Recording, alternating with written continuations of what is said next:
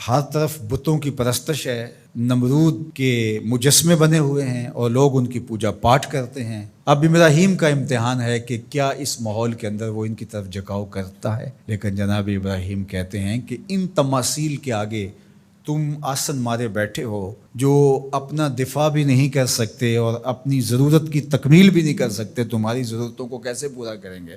تو یہ میرے رب نہیں ہو سکتے۔ شمس و قمر کو، چاند کو، سورج کو، ستاروں کو پوجتے ہو، اچھا یہ چاند، یہ ستارے رب ہے؟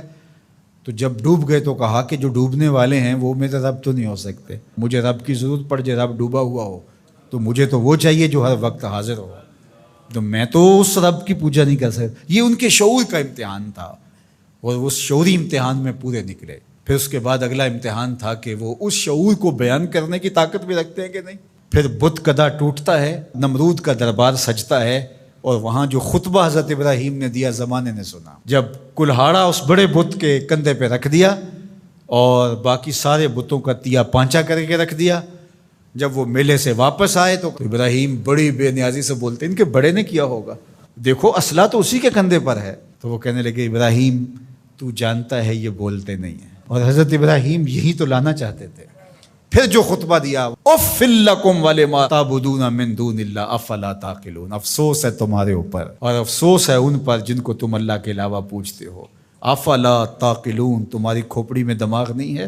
اور پھر اللہ کی توحید کا بیان فرمایا۔ پھر اس کے بعد جان کا امتحان آیا، تو پھر جلتے ہوئے شعلوں کے اندر جس طرح ہنس کے داخل ہوا پیغمبر، یہ الگ اور نرالی شان تھی۔ نمرود نے سوچا تھا جل کے راکھ ہو گیا ہوگا چخا میں، لیکن 40 دن کے بعد جب آگ بجھتی ہے تو حضرت ابراہیم انگاروں سے چلتے ہوئے یوں باہر آتے ہیں جس طرح پھولوں پر کوئی نازنین چل کے آ رہا۔ پھر 87 سال عمر ہے، اللہ تعالیٰ پھر حضرت ہاجرہ کے بطن سے حضرت اسماعیل کی صورت میں اولاد عطا کرتا ہے۔ اب اتنی بڑھاپے کی عمر میں اولاد نصیب ہو تو انسان کا جی چاہتا ہے سارے کام کاج چھوڑ کے گھر بیٹھ جاؤں اور میں اپنی اولاد کے چہرے کی بلائیں لوں، لیکن حکم ہوتا ہے اپنی زوجہ کو بھی اور اپنے نو مولود بیٹے کو بھی ایسی وادی میں چھوڑاؤ جہاں کوئی سبزہ بھی نہیں ہوگا۔ اللہ اکبر۔ پھر اسماعیل علیہ السلام کی ایڑیوں کے رگڑنے سے زمزم جاری ہوتا ہے۔ اب ذرا دیکھیے، ایک ایسا امتحان آتا ہے، اگر کو ہمالیہ پہ بھی ڈال دیا جاتا اس کا پتا بھی پانی ہو جاتا۔ فلما بلغ معہ السعی، جب وہ ان کے ساتھ چلنے پھرنے کے قابل ہوا۔ ابراہیم علیہ السلام خواب دیکھتے ہیں، اور خواب کیا دیکھتے ہیں کہ میں بیٹے کو ذبح کر رہا ہوں۔ فلما اسلما، جب دونوں راضی ہو گئے، باپ ذبح کرنے پہ اور بیٹا ذبح ہونے پہ۔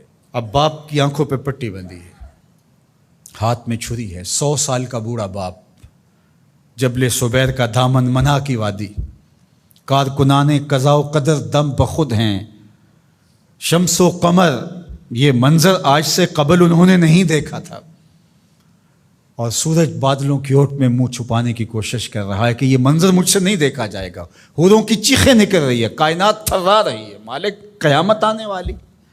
اور مالک بھی فرشتوں سے کہہ رہا تھا کہ تم کہتے تھے نا کہ سجدے ہم کریں گے، تسبیحات ہم کریں گے، انسان تو دینگا مشتیاں کرے گا، ذرا میرے بندے کی اس ادا کو بھی دیکھو، میرے حکم کی تعمیل پر میرے بندے کی اس انوکھی ادا کو بھی دیکھو۔ چھری کی نوک حلق کے اوپر رکھ کے پورا وزن ڈال دیا، گلا کٹ گیا، خون بہنے لگا۔ ابراہیم علیہ السلام ایک عجیب کیفیت میں، کیا کیفیت ہو سکتی ہے، میرے پاس تو لفظ نہیں ہے۔ اللہ اکبر۔ جلدی سے جو ہے وہ آنکھوں سے پٹی کھولتے ہیں تو دیکھتے ہیں کہ منظر بدلا ہوا ہے، بیٹا سمجھ کے جس کو ذبح کیا وہ تو دمبا تھا، اور اسماعیل علیہ السلام پاس کھڑے مسکرا رہے ہیں، اور پاس حضرت جبریل امین بھی کھڑے ہیں۔ یہ اس بات کا عملی ثبوت ہے یہ وہ دمبا لے کے آئے ہیں۔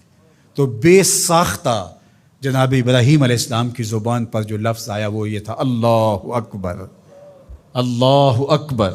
تو حضرت اسماعیل بولے لا الہ الا اللہ واللہ اکبر، پاس کھڑے جبریل بولے اللہ اکبر وللہ الحمد۔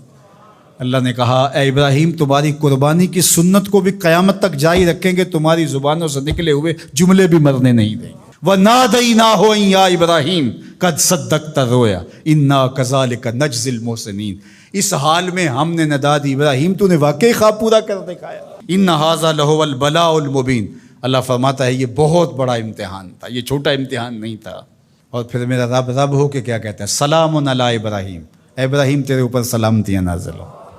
اللہ اکبر۔ پرسوں بھی میں کسی منڈی کے قریب سے گزرا، کہتے ہیں اس علاقے کی سب سے بڑی منڈی ہے، تو ہزاروں جانور، ہجوم محبت، اور سڑکوں پر، گلیوں میں، بازاروں میں، کوئی یہاں گائے لے کے جا رہا ہے، کوئی بیل، کوئی اونٹ اٹھا کے لے کے جا رہا ہے، تو بے ساختہ میری زبان سے یہی نکلتا ہے، سلام علی ابراہیم، ابراہیم تیرے اوپر سلامتیاں نازل ہوں۔ اللہ اکبر۔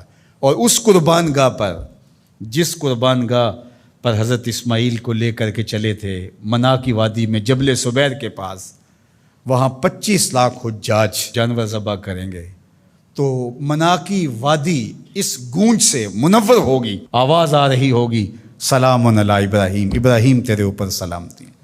ابراہیم علیہ السلام نے چھوٹا کام نہیں کیا، بہت بڑا کام کیا، لیکن میرے رب نے بھی پھر جو اعزاز دیا، جو تکریم دیا، عرض کی گئی یا رسول اللہ یہ قربانیاں کیا ہیں؟ فرمایا تمہارے باپ ابراہیم کی سنت ہے، قیامت تک وہ نقشہ ہماری آنکھوں کے سامنے رہے گا، اور لوگ اپنے قیمتی متاع کو اس طرح قربان کرتے رہیں گے۔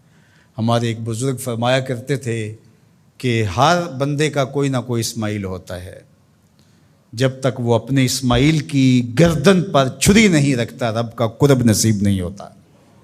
تو اپنی عزیز ترین متاع اللہ کی راہ میں قربان کرنے کا موقع آ جائے، وہ جان ہو، وہ اولاد ہو، وہ مال ہو، وہ منصب ہو، جب حالات تقاضا کریں اور آپ کو لگے کہ میرے مالک کا مجھ سے یہ تقاضا ہے، تو راہ خدا کے اندر قربان کرنے کا جب یہ جذبہ اس لیول تک پہنچ جائے، تو پھر آپ اس نور سے مالا مال ہوتے ہیں، اس فیض سے فیض یاب ہوتے ہیں۔